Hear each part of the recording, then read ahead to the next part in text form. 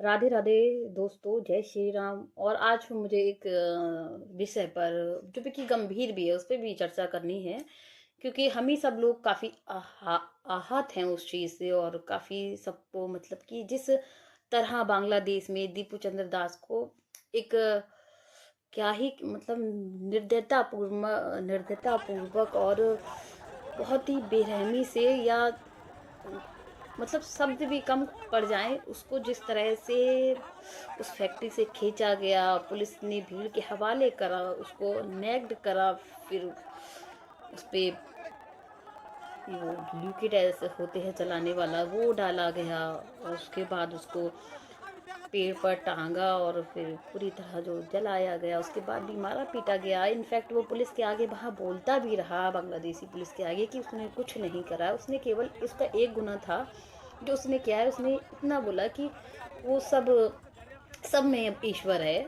मतलब उसने किसी भी कोई भी देश, किसी के भी ईश्वर को या किसी को जो मानता है, किसी के प्रति ऐसा कोई ही बयानबाजी नहीं कही जिससे उसके साथ इतना बुरा और इस तरह का होना, क्रूरतापूर्वक जो उसके साथ हुआ है। वो मतलब आप एक वीडियो भी देखते ना तो रूह कांपती उसके परिवार को।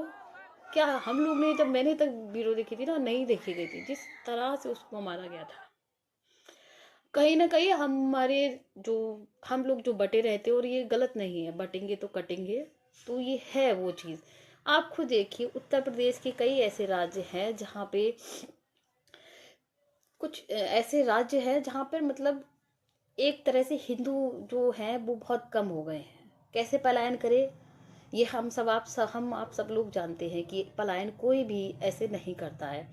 और चूंकि आप लोग ने एक चीज़ और नोटिस करी होगी कि अमेरिका, जो कि यूरोपीय देश है, उन्होंने हादी की मौत पे तो आलोचना करी, लेकिन उस दीप चंद्र दास को, जिसके इतना निर्दयतापूर्ण मारा गया, और कहाँ वो मानव अधिकार जो सब बना हुआ है, उसको उस पे एक शब्द नहीं बोला गया। लेकिन यूरोपीय देशों ने, चाहे वो फ्रांस हो, अमेरिका हो, और अन्य देश भी हो, इन्होंने तुरंत वो हादी की जो हत्या का जिसके सबूत भी नहीं है पुख्ता, उस झूठे आरोप पर मतलब भारत को आलोचना करी। लेकिन दोस्तों, इन यूरोपीय देशों ने एक बार भी ये नहीं कहा कि हाँ, बांग्लादेश में दीपू चंद्र दास के साथ जो हुआ है वो मानवता को शर्मसार करने वाला है, और यह किसी भी देश के लिए अच्छा नहीं है। भाई, हमारे देश की दोस्तों विपक्ष की भी बात करें ना, तो हमारे विपक्ष ने भी, चाहे वो कोई भी पार्टी हो, किसी ने इस पर कुछ नहीं बोला है। बस एक प्रियंका गांधी ने इस पर बोला थोड़ा सा, बाकी ना तो राहुल गांधी का कोई जवाब, ना ही उन्होंने कुछ कहा है, ना ही उनकी पार्टी ने कुछ कहा है।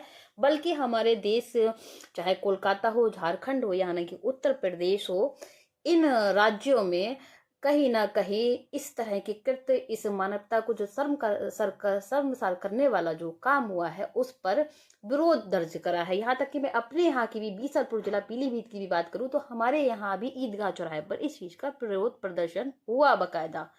लेकिन इन विपक्षी पार्टियों का कहीं कोई, इन सब को जैसे साफ सूख गया। बात अगर हिंदू की आती है तो ये सब मौन हो जाते हैं। योगी जी दोस्तों गलत नहीं कहते हैं कि बटोगे तो कटोगे, इसलिए एक रहो और सेफ रहो।